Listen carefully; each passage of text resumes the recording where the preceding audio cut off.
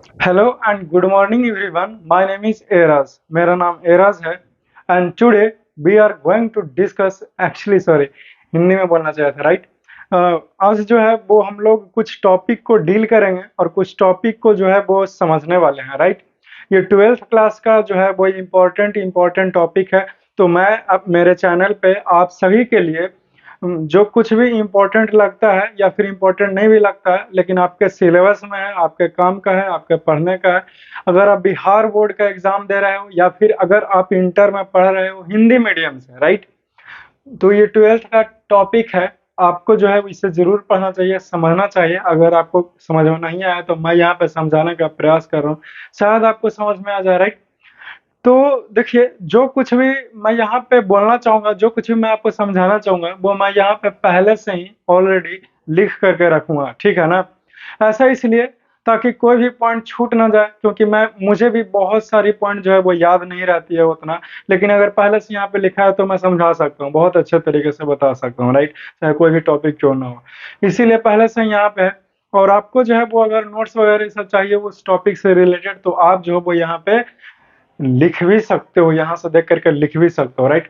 और जब हम लोग हर एक टॉपिक को पढ़ेंगे तो उस टॉपिक को कंप्लीट करने के बाद कुछ HW भी दे दिया करूंगा, कुछ 4 5 2 3 जो कुछ भी बनेगा मुझसे, मैं आपको जो है होमवर्क के रूप में कुछ क्वेश्चंस जो है वो दे दूंगा, ताकि पता चले कि आपने जो पढ़ा वो समझ में आया है कि नहीं। अगर समझ में आया है तो क्वेश्चन बन जाएंगे, अगर समझ में नहीं आया है तो क्वेश्चन नहीं बनेंगे, है कि नहीं? सिंपल सी तो बात है।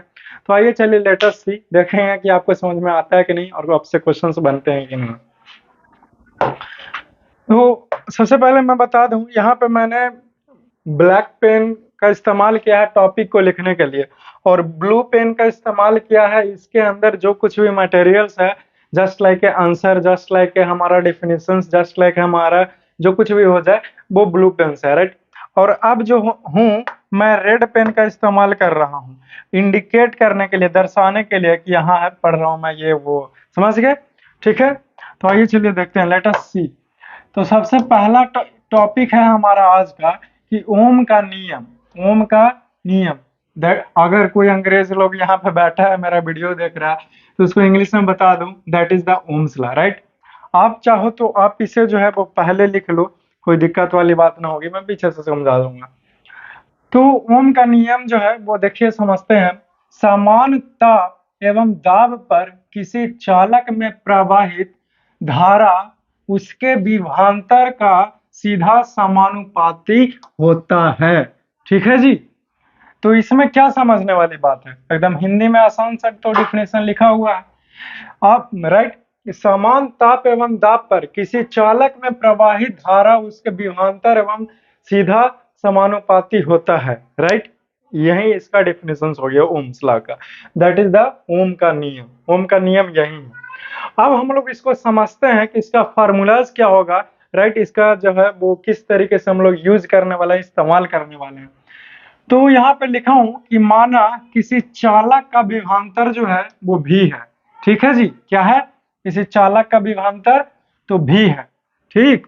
तथा प्रवाहित धारा, प्रवाहित धारा आई मान लिए हैं। अतः तो ओम क्या कहता है कि भी जो है वो डायरेक्टली प्रोपोर्शनल होगा किसका? आई का। अब यहाँ पे प्रोपोर्शनलिटी को हटाने के लिए आर का इस्तेमाल कर, आर कांस्टेंट का इस्तेमाल किए हैं, तो भी बराबर आई है। यही हमारा फार्मूलाज निकल के आ गया है कि नहीं। इस फार्मूलाज का इस्तेमाल करते थे हम लोग 10th क्लास में क्वेश्चंस को सॉल्व करने के लिए राइट। जहां जहां जहां आर जो है वो क्या है, तो आर एक नियतांक है। आर क्या है?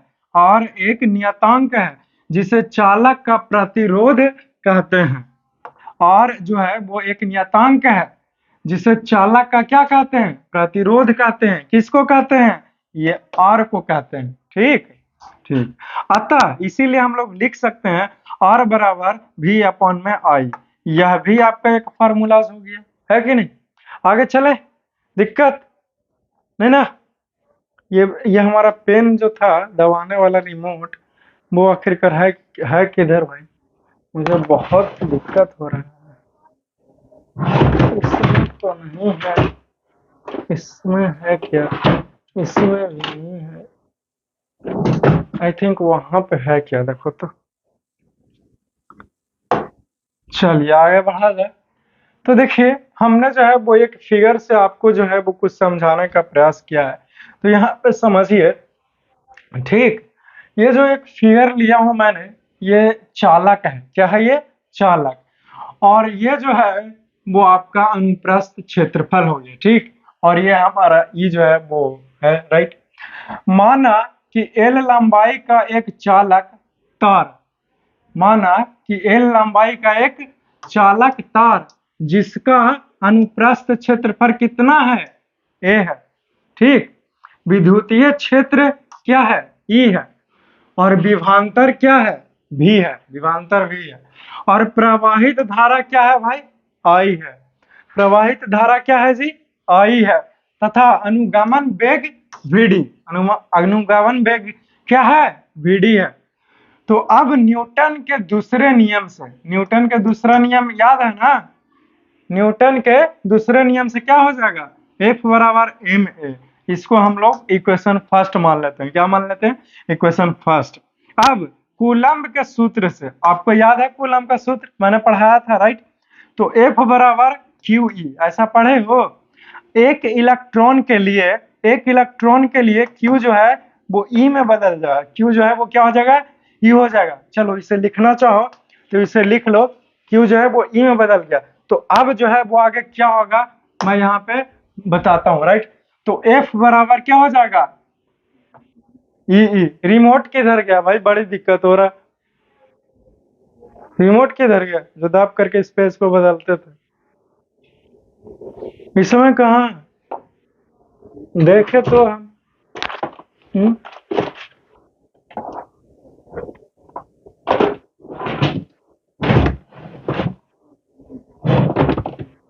रहता तो नहीं मिल जाता? रहता तो नहीं मिल जाता?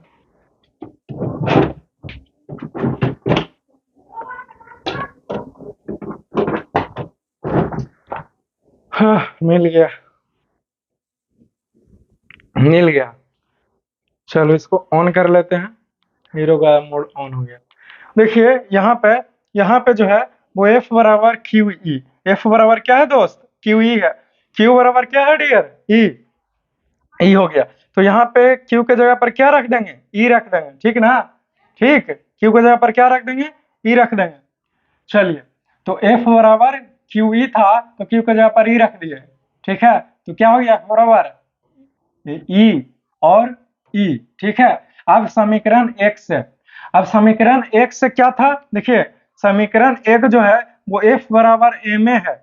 F बराबर एम ए है, ठीक है। F बराबर एम ए। और यहाँ पे F बराबर ई ई।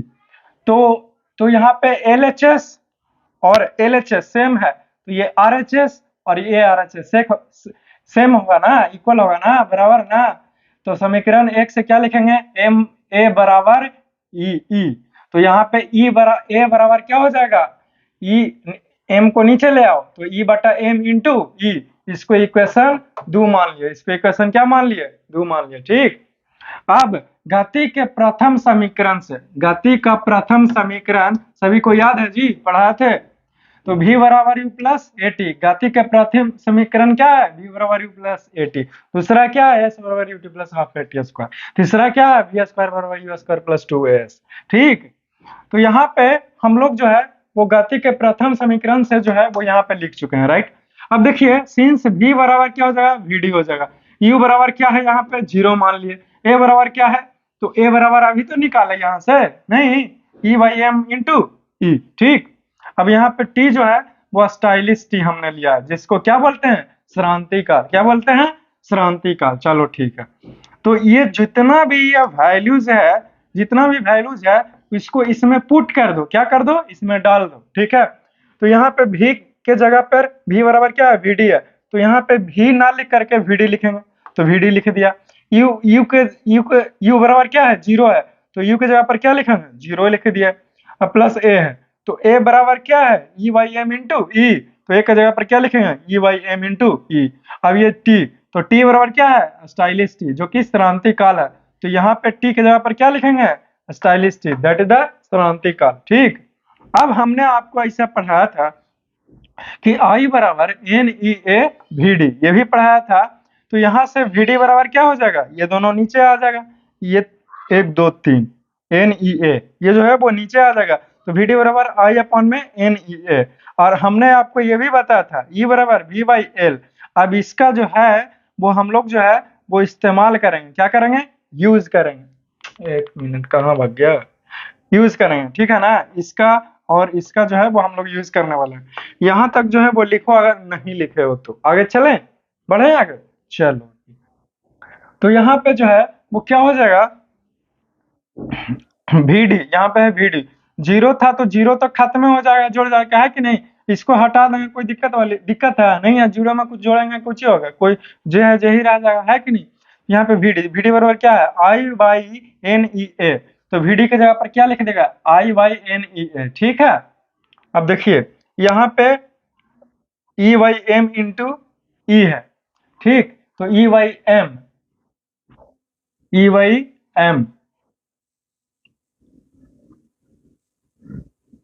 ठीक, E/M हो गया, ठीक है। अब यहाँ पे E बच गया, क्या बच गया, यहाँ पे E बच गया। बोलेगा कि सर बड़े कैपिटल E कहाँ नहीं लिखे, 1 मिनट, पता नहीं, आगे करते हैं पीछे हो जाता है, पीछे करते हैं आगे हो जाता है, इसको भी हम देखने हैं वीडियोस बनाने के बाद। तो देखिए यहाँ पे जो है वो E कहाँ गया, तो E बराबर यहाँ पे क्या है, V/L। तो E की जगह पर क्या रख देंगे, V/L। तो E की जगह पर V/L रख दिया, ठीक है। अब यहाँ पे देखो क्या है, स्टाइलिश टी है, क्या है, स्टाइलिश टी। तो स्टाइलिश टी जस के तस रह गया, ठीक है। अब यहाँ पे देखो ये दोनों को इधर लेके आओ, इधर, ये दोनों को क्या लेके आओ, इधर लेके आओ, ठीक है, और इसको नीचे लेके आओ, ठीक। तो ये क्या हो जाएगा, ML हो जाएगा, ठीक है। और NEA पहले से है, और E और स्टाइलिश टी को नीचे लेके आओ, तो ये E इंटू E NE² और A तो पहले से है, स्टाइलिश टी के नीचे बुला लिए, ठीक है। और ML को इधर लेकर चला गया तो ML इधर हो गया, I नीचे ले आया तो I नीचे हो गया, ठीक है। और B तो जा था तो J है, J, ठीक, चलो ठीक है। तो इसको जो है वो हम लोग इक्वेशन 3 मान लेते हैं, क्या मान लेते हैं, इक्वेशन 3, ठीक है। यदि चालक का प्रतिरोध R है, चालक का प्रतिरोध क्या है जी, R हो, तब यहाँ पे R बराबर क्या होगा, ML/NE² A into stylish T, ठीक है, इसको याद रखना है, ठीक है। अब समीकरण 3 से, अब समीकरण क्या 3 से, तो देखो तो ये जो है, ये जो आपको टर्म है वो आपको क्या है, ये दिख रहा है, ML/NE² A into stylish T, ML/NE² into A into stylish T, ठीक है, दिख रहा है। तो इसके जगह पर हम लोग जो है वो R लिख सकते हैं, इसके जगह पर, ठीक है। तो सॉरी 1 मिनट, इसके ये जो है वो इसके बराबर है, इसके बराबर है V/I के बराबर। ये जो टर्म है, ये जो टर्म देख रहे हो, जो ये टर्म और ये टर्म दोनों मिल रहा है कि नहीं, लेकिन ये टर्म जो है वो इसके बराबर है, किसके, V/I के बराबर है, ठीक है। तो इस टर्म जो है वो किसके बराबर, ये जो टर्म है वो इसके बराबर है, और ये जो टर्म है वो इसके बराबर है। तो ये टर्म और ये टर्म दोनों सेम हो गया, और वैसे भी वही चीज तो है ही, राइट, आपको समझाने के लिए वैसे बोल रहे हैं। तो ये जो टर्म है वो इसके बराबर हो गया, V/I के बराबर, ठीक है। तो ये ना लिख करके हम लोग V/ में I लिख सकते हैं, क्या कर सकते हैं, लिख सकते हैं। तो R बराबर क्या हो गया, V/ में I, समीकरण 3 का इस्तेमाल कर लिया, है कि नहीं। इसके जगह पर ये लिख दिया, यानी कि इसके जगह पर ये लिख दिया समीकरण 3 से, ठीक है। तो R बराबर V/I हो गया, तो V बराबर IR, हमारा ये यही ओम्स लॉ कहता है, क्या, V बराबर IR, ये जो है वो हमारा प्रूव्ड हो गया, क्या हो गया, प्रूव्ड हो गया, ठीक। यहां तक लिखना चाहो तो लिख सकते हो, ठीक है। जितना ज्यादा हो सकता है मैं आपको बताने का प्रयास करूंगा, राइट, जितना मुझसे हो सकता है, राइट। चलिए आगे बढ़ते हैं। अब देखिए हमारा एक नया टॉपिक आता है, क्या आता है, नया टॉपिक, राइट। उस टॉपिक का नाम है प्रतिरोधकता। क्या नाम है? प्रतिरोधकता, जिसको हम लोग रेजिस्टिविटी कहते हैं। क्या कहते हैं? Resistivity, right. देखिए, प्रतिरोधकता क्या होता है? प्रतिरोधकता क्या होता है? तो किसी चालक का प्रतिरोध निम्नलिखित दो बातों पर निर्भर करता है। जो किसी चालक है उसका जो प्रतिरोध है वो किन बातों पर निर्भर करता है भाई? तो दो बातों पर निर्भर करता है। अब कौन कौन वो बात है? तो पहला है, किसी चालक का प्रतिरोध उसके लंबाई का सीधा समानुपाती होता है। सीधा क्या होता है? समानुपाती होता है, ठीक। यदि चालक की लंबाई L है, चालक की लंबाई L है तथा प्रतिरोध कितना है? R है। क्या है? R है, राइट। तब यहाँ पे R जो है वो डायरेक्टली प्रोपोर्शनल होगा L का। क्या होगा? डायरेक्टली प्रोपोर्शनल होगा L का, ठीक है। अगर मान लिया जाए आपको यहाँ पे एक सर्किट दिया हुआ है, ठीक है, बोर्ड है, इलेक्ट्रिक बोर्ड है, और यहाँ पे आपको बल्ब जलाना है, और ये आपका इलेक्ट्रिक बोर्ड है, राइट। यहाँ से करंट जो है वो इस बल्ब में पहुंचाएंगे तब नहीं बल्ब जलेगा, है कि नहीं? बल्ब जलेगा, राइट। तो मान लेते हैं कि यहाँ से लेकर के यहाँ तक जो तार जोड़े वो लंबा हो गया, ठीक है ना। जैसे यहाँ फिगर से समझाने का प्रयास करते हैं, ठीक है। ये हमारा जो है वो बोर्ड है, ठीक है। और पता नहीं बल्ब का सिंबल भूल गया, आई थिंक, मुझे याद नहीं आ रहा भाई।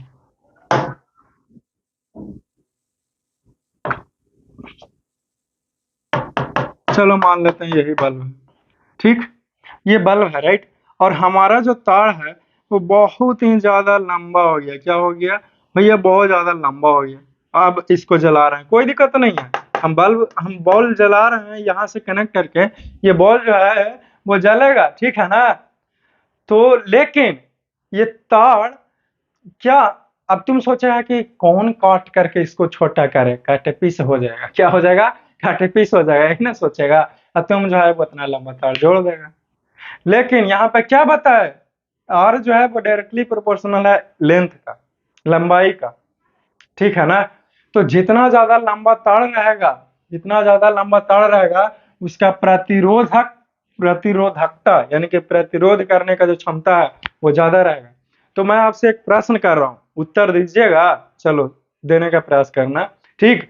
अगर अगर हमारे पास लंबा तार है और हमको उतना जरूरत नहीं है, ठीक है, कि हमको लगता है कि कम दूरी है, लेकिन तार जो है वो जरूरत से ज्यादा लंबा है। क्या है? जरूरत से ज्यादा लंबा है। तो हमको उस तार को काट करके इस्तेमाल करना चाहिए कि वैसे ही समूचे इस्तेमाल करना चाहिए कि कट पीस हो जाएगा? कौन काटे? बोलो कौन बढ़िया? तो काट करके, वेरी गुड, काट करके हम लोग जो है वो जितना जरूरत है उतना ही तार का इस्तेमाल करें। अगर तार का ज्यादा इस्तेमाल कीजिएगा तो आपका जो प्रतिरोधक क्षमता है वो जो है वो बढ़ जाएगा, है कि नहीं? जो हमारे लिए सही नहीं है, जो हमारे लिए क्या है? सही नहीं है, ठीक है। समझ गया? ये समझ गए हो, चलिए अच्छी बात है। अब दूसरा बात पर भी प्रतिरोधकता जो है यानी कि प्रतिरोध करने का जो क्षमता है वो डिपेंड करता है, राइट, निर्भर करता है, जिसे हिंदी में बोलते हो। दूसरा है, किसी चालक का प्रतिरोध उसके अनुप्रस्थ क्षेत्रफल का का व्यतक्रमान अनुपाती होता है। व्यतक्रमान अनुपाती होता है, ठीक है। यदि अनुप्रस्थ क्षेत्रफल A लिया गया है और प्रतिरोध जो है वो R लिया गया है, यहाँ तक नहीं लिखे हो तो लिख लो, मैं साइड हट गया हूँ, ठीक है। तब क्या होगा ये देखिए, तब यहाँ पे R जो होगा वो इनवर्सली प्रोपोर्शनल होगा एरिया का। किसका होगा? एरिया का होगा, ठीक। यानी कि इसको समझने का प्रयास करते हैं।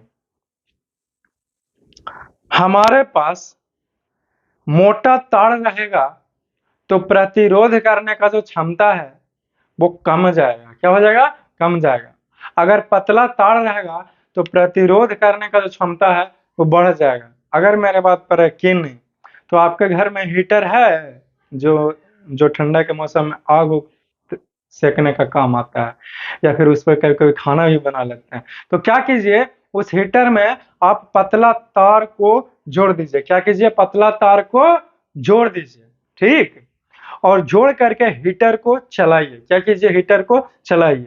तो वो जो तार है उसका रेजिस्टेंस जो है यानी कि प्रतिरोधक क्षमता जो है वो बढ़ गया है, बढ़ा हुआ रहेगा, ठीक है ना। वो तार जो है वो जल जाएगा, गल जाएगा, टूट जाएगा। क्यों? क्योंकि प्रतिरोध बढ़ गया है, तो यही सब होगा, है कि नहीं? तो समझ गया? तार जो है वो पतला नहीं होना चाहिए। अगर अगर तार पतला है मतलब एरिया कम है तो हमारा प्रतिरोधक क्षमता जो है बढ़ जाएगा। और अगर एरिया ज्यादा है, तार मोटा है, एरिया का मतलब क्या समझ रहे हो? मोटाई है ना, ये एरिया इतना है, अवरी इतना बढ़ेगा, अवरी इतना बढ़ेगा। तो जितना मोटा रहेगा उतना हमारा ये जो रेसिस्टेंस है यानी कि प्रतिरोध करने का जो क्षमता है वो कम रहेगा, ठीक है। इसलिए मोटा तार का इस्तेमाल करो, ठीक। उसमें खूब अच्छा से करंट फ्लो करेगा, समझ गया? उसमें खूब अच्छा से धारा बहेगा। अब समीकरण 1 और 2, ठीक है। समीकरण 1 को देख लेते हैं जरा सा।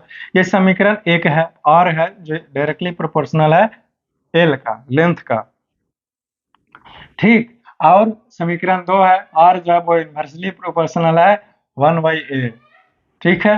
तो यहाँ पे समीकरण 1 और 2 से क्या लिख सकते हैं? आर जो है वो डायरेक्टली प्रोपोर्शनल होगा L/A का, ठीक है।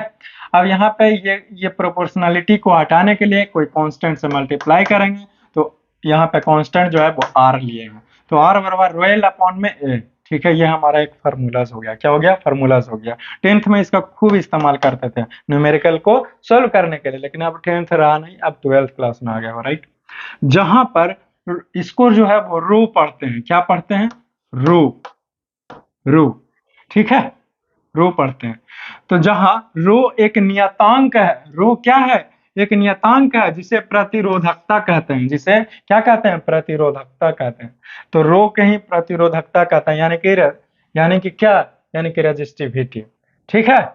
अतः अतः हम लोग क्या लिख सकते हैं? प्रतिरोधकता कहते हैं किसको? रो को, ठीक है।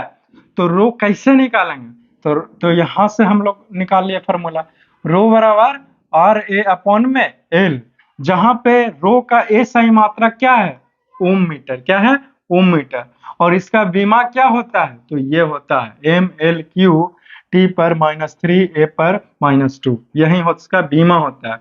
ये कौन सा राशि है? तो अदिश है। ये क्या है? अदिश है, ठीक। इतनी सारी बात क्लियर हो गई। किसी को कोई कंफ्यूजन, कोई दिक्कत? कुछ बुझा रहा है? कुछ तो समझ में आ रहा है, ऐसे थोड़ी है कि कुछ समझ ही में नहीं आ रहा होगा, राइट। चले आगे चले। अब एक नया टॉपिक आता है। क्या आता है? नया टॉपिक, दैट इज द चालकता यानी कि कंडक्टिविटी, ठीक है। तो हम लोग चालकता यानी कि कंडक्टिविटी को हम लोग जो है वो पढ़ते हैं, राइट। तो प्रतिरोधकता का व्युत्क्रम चालकता कहलाता है। चालकता क्या होता है भैया? तो प्रतिरोधकता का व्युत्क्रम चालकता कहलाता है। एक लाइन का डेफिनेशन हो गया, खत्म हो गया। इसे प्राय सिग्मा द्वारा, ये जो सिंबल देख रहे हो इसको सिग्मा बोलते हैं। क्या बोलते हैं? सिग्मा। तो इसे प्राय सिग्मा द्वारा सूचित करते हैं। सिग्मा द्वारा क्या करते हैं? सूचित करते हैं। अब समीकरण के रूप में, ठीक है। अब चालकता को हम लोग जो है वो समीकरण के रूप में यानी कि सिग्मा को समीकरण के रूप में लिख रहे हैं। तो यहाँ पे सिग्मा बराबर 1/रो, ठीक है। अब सिंस हम लोग रो बराबर आर ए अपॉन में एल जानते हैं, देखो ना, रो बराबर आर ए अपॉन में एल अभी भी ना पढ़े, राइट। तो यहाँ पर रो का जगह पर ये वाला जो है, ये जो टर्म है वो हम लोग डाल देंगे, ठीक है। तो सिग्मा बराबर क्या हो जाएगा? आर ए अपॉन में एल, ठीक है, आर ए अपॉन में एल, ठीक।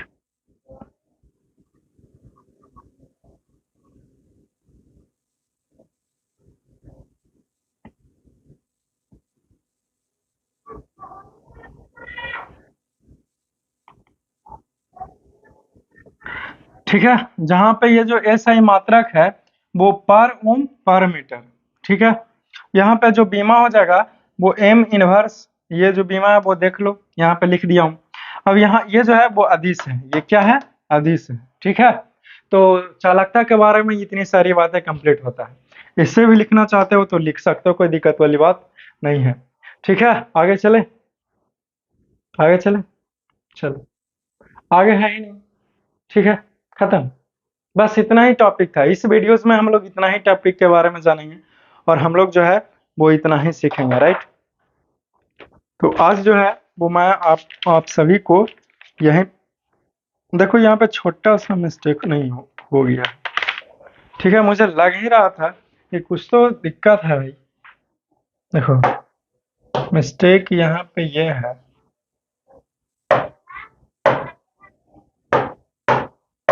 ये है कि यहाँ पे देखो वन वाटर रो है ना, वन वाटर रो है, ठीक है। तो तो जब हम लोग ऐसे लिखेंगे रो के जगह पर ये टर्म डाल देना। अरे यार ये भी मिट गया। रो बराबर आर ए अपॉन में एल, मिटाना था हमको ये वाला, समझा। ठीक है, तो रो के जगह पर हम लोग ई डाल देते हैं, ठीक है। तो आर ए अपॉन में क्या हो गया, एल हो गया, ठीक है। तो ये जो है वो ऊपर चला गया और चला जाएगा ना, एल जो है वो ऊपर चला जाएगा और आर जो है वो नीचे ही रह जाएगा, ठीक है। तो ये यहाँ पे क्या हो जाएगा, सिग्मा बराबर L by R A, L by R A. अब ये जो फार्मूलाज है वो सही है, क्या है, सही है, ठीक। चलो, और बाकी सब बताए हैं जो ठीक ही है,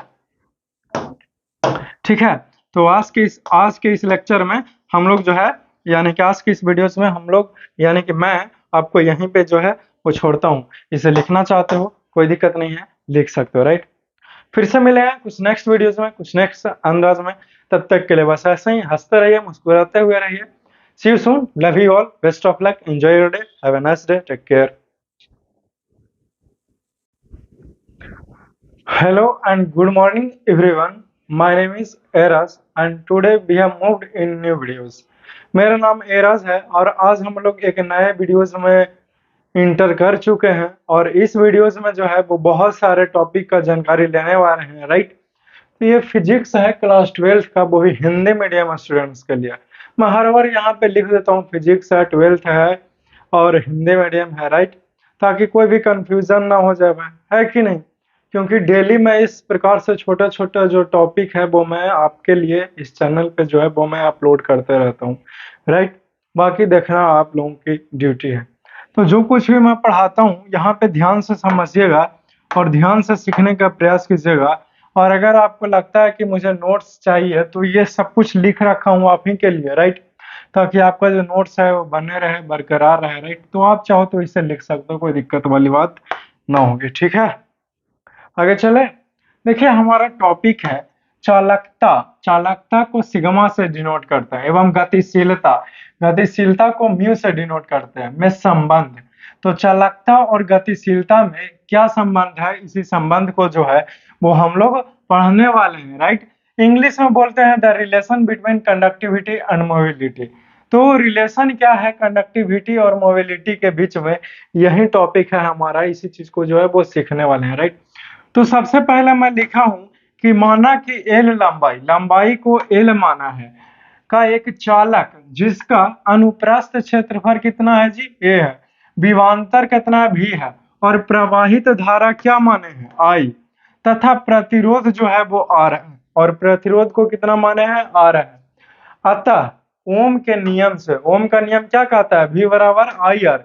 तो V अपन में आर बराबर क्या हो जाएगा, आई।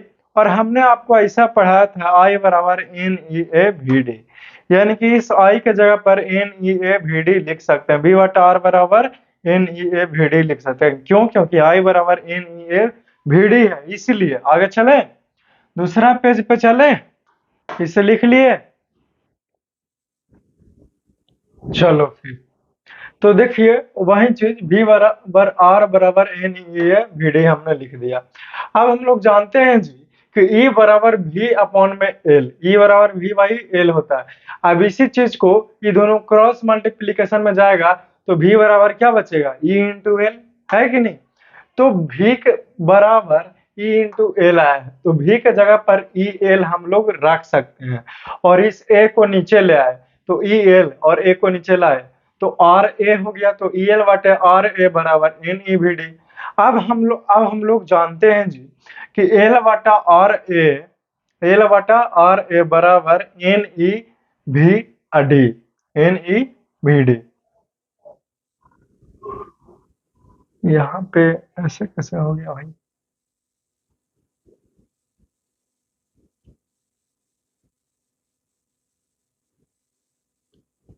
एक minute, let me check.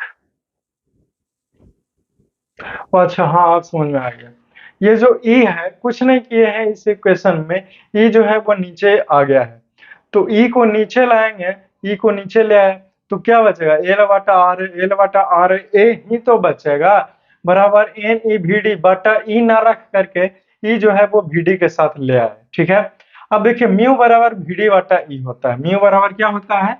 Mu बराबर वी डी बटा ई, वी डी बटा ई, एंड एल बटा आर ए बराबर सिग्मा, एल बटा आर ए बराबर क्या होता है? सिग्मा होता है। ठीक, तो यहाँ पे वी डी बटा ई के जगह पे म्यू रख सकते हैं। ठीक है, क्या रख सकते हैं? म्यू, समझ गए। और एल बटा आर ए बराबर है सिग्मा, तो एल बटा आर ए की जगह पर सिग्मा रख दिए, बराबर में एन ई को एन ई ही छोड़ दिए, और वी डी बटा ई के जगह पर क्या रख दिए? म्यू रख दिए। तो ये जो है वो सिग्मा बराबर एन ई म्यू, ये प्रूव्ड हो गया। तो यही रिलेशन है मोबिलिटी और कंडक्टिविटी के बीच में। तो मोबिलिटी और कंडक्टिविटी के बीच में क्या रिलेशन है, जो आई होप कि आपको जो है वो समझ में आया होगा, राइट। तो ये जो है वो टॉपिक, एक टॉपिक जो है वो कंप्लीट होता है हमारा। अब अगला टॉपिक की ओर मूव करेंगे, बट उससे पहले इसे लिखना चाहो तो लिख लो। देखिए, आप आएंगे वीडियोस में देखेंगे और कुछ चीजों को समझेंगे और फिर चले जाएंगे, तो फिर कोई फायदा नहीं होता। आप इसको नोट्स में, बुकलेट में इसे जरूर से लिखें, और फिर ताकि समय पर यानी कि जरूरत पड़ने पर आप लोग जो है वो इसे रिवाइज भी कर सकें, राइट। आगे चलें, चलो। देखिए, हमारे पास एक नया टॉपिक आता है, नया टॉपिक आता है चालकता के आधार पर पदार्थों का वर्गीकरण। इसको इंग्लिश में बोलते हैं classification of substances on the basis of conductivity. ठीक, तो चालकता के आधार पर पदार्थों को कितने भाग में हम लोगों ने बांटा है, इन्हीं सारी चीजों को जो है वो हम लोग पढ़ने वाले हैं और समझने वाले हैं। तो देखिए, यहाँ पे लिखा हूं कि चालकता के आधार पर पदार्थों को निम्नलिखित तीन वर्गों में, कितने वर्गों में? तीन वर्गों में बांटा गया। किसके आधार पर? तो चालकता के आधार पर। ठीक, पहला है चालक, दूसरा है अर्धचालक, तीसरा है अचालक। इंग्लिश में चालक को कंडक्टर कहते हैं, और दूसरा अर्धचालक को इंग्लिश में सेमीकंडक्टर बोलते हैं, और अचालक को इंग्लिश में इंसुलेटर बोलते हैं। कंप्लीट होता है। अब ये तीनों को वन बाय वन करके हम लोग जो है वो डिटेल में पढ़ने वाले हैं। बट अगर उससे पहले आपने इसे नहीं लिखा है तो मैं आपके स्क्रीन से साइड हट गया हूँ, आप लोग जो है वो इसे बहुत अच्छे तरीके से लिख लीजिए, कोई दिक्कत वाली बात ना होगी, राइट। आगे चलें, चलो फिर। देखिए, पहला है चालक यानी कि कंडक्टर। तो चालक किसे कहते हैं? तो चालक के बारे में मैंने बताया कि वैसा पदार्थ जिसकी चालकता 10 टू द पावर 7 पर ओम पर मीटर से 10 टू द पावर 4 पर ओम पर मीटर के बीच होती है, चालक कहलाता है। यानी कि 10 टू द पावर 7 से लेकर के 10 टू द पावर 4 पर ओम पर मीटर के बीच में उसकी चालकता रहेगी। कोई भी पदार्थ का चालकता 10 के पावर 7 से लेकर के 10 के पावर 4 पर ओम पर मीटर के बीच में है, तो वो चालक कहलाता है। वो क्या कहलाता है? चालक कहलाता है। जैसे में चांदी की जो चालकता है वो 6.25 इंटू 10 टू द पावर 6 पर ओम पर मीटर। ठीक है, देखो 7 से लेकर के 4 और यहाँ पे है कितना? 6। तो ये जो है वो चालक है। ठीक है, यानी कि कंडक्टर है आदि। और भी बहुत सारे एग्जांपल हो सकते हैं, जैसे गोल्ड हो गया, कॉपर हो गया, आयरन हो गया, ये सब के सब चालक ही है, राइट। दूसरा है अर्धचालक यानी कि सेमीकंडक्टर इंग्लिश में बोलते हैं। तो अर्धचालक क्या है, किसे कहेंगे? तो मैंने लिखा है कि वैसे पदार्थ जिसकी चालकता 10 टू द पावर 4 पर ओम पर मीटर से लेकर के 10 टू द पावर -6 पर ओम पर मीटर के बीच होती है, उसे अर्धचालक कहते हैं। ठीक है, तो 10 टू द पावर 4 से लेकर के 10 टू द पावर -6 पर ओम पर मीटर के बीच में कोई भी पदार्थ की चालकता है तो इसके बीच का जो चालकता हुआ उसे अर्धचालक कहते हैं। ठीक है, एग्जाम्पल में सिलिकॉन हो गया, कार्बन हो गया, जर्मेनियम हो गया आदि इत्यादि, यानी कि और भी बहुत सारे हो सकते हैं। तो आई होप कि आपको जो है वो ये सब समझ में आया होगा। इसे जो है वो आप लोग अपने कॉपी में लिखे ताकि और भी चीजें जो है वो मैं आपको पढ़ा सकूं और समझा सकूं। इसे लिख लिए, आगे चलें। चलो फिर अब देखिए, तीसरा आता है अचालक यानी कि इंसुलेटर। तो अचालक किसे कहते हैं? तो अचालक के बारे में मैंने लिखा है कि वैसा पदार्थ जिसकी चालकता 10⁻⁻6 पर ओम पर मीटर से कम होती है, 10⁻⁻6 पर ओम पर मीटर से कम होती है, तो वैसे पदार्थ को क्या कहते हैं? अचालक कहते हैं, यानी कि अचालक कहलाती है। जैसे में शुद्ध पानी एकदम प्योर वाटर होनी चाहिए, लकड़ी, प्लास्टिक आदि, ये सब के सब क्या है? अचालक है, यानी कि इंसुलेटर है। अब देखिए हमारे पास एक नया टॉपिक आता है जिसका नाम है अतिचालक यानी कि सुपर कंडक्टिविटी। तो अतिचालक क्या है भाई, है कि नहीं? तो इसके बारे में बताया गया कि अत्यंत कम ताप पर चालकों का प्रतिरोध लगभग शून्य हो जाता है। अगर क्या करते हैं कि हम लोग टेम्परेचर बढ़ाते हैं तो चालकों का जो प्रतिरोध है ना वो एकदम जीरो हो जाता है, कम हो जाता है। उस चालक का यह गुण अति चालक कहलाता है। तो वो जो गुण आया कि जो हमारा प्रतिरोध है वो जीरो है, तो उस चालक का जो ये गुण है यही हमारा जो है वो अति चालकता कहलाता है। जैसे हम एग्जांपल में 3.7 केल्विन पर टीन यानी कि एसएन जो है वो अति चालक होता है। ये ऑब्जेक्टिव में पूछ सकता है जो कि टीन जो है वो अति चालकता कितना टेम्परेचर पर होगा, तो 3.72 केल्विन पर। और 9.2 केल्विन पर नियोबियम यानी कि एनबी जो है वो अति चालकता होता है। नियोबियम जो है वो 9.2 केल्विन पर अति चालकता होता है, यानी कि अति चालक कहलाता है या फिर अति चालक होता है। ठीक है, तो इसे भी आप लोग जो है वो लिख लीजिए। आई होप कि आपको जो है वो चीजें जो है वो समझ में आया होगा। मैंने बहुत ही ज्यादा आसान भाषा में लिख दिया है। इस प्रकार से अगर नोट्स पढ़ोगे तो आपको जो है वो खुद समझ में आएगा, ज्यादा ही मुझे एक्सप्लेन करने की कोई जरूरत नहीं है। तो आज के इस वीडियोस में जो कि 12th क्लास का फिजिक्स था हिंदी मीडियम स्टूडेंट्स के लिए, राइट, अगर आप बिहार बोर्ड से पढ़ रहे हो या फिर कोई भी और भी हिंदी मीडियम से पढ़ रहे हो तो आपके लिए बहुत ही ज्यादा इम्पोर्टेंट है। अगर आप इंटर में पढ़ रहे हो तो भी इम्पोर्टेंट है, राइट। तो आई होप कि आपको जो है वो चीजें समझ में आया होगा, राइट। तो आज के इस वीडियो से मैं आपको यहीं तक छोड़ता हूँ, फिर से मिलूंगा आपसे, कोई मुलाकातें करूंगा नेक्स्ट वीडियोज में कुछ नया अंदाज में। तब तक के लिए ऐसे ही हंसते रहिए, मुस्कुराते हुए रहे। Have a nice day, enjoy your day, love you all, see you soon, take care.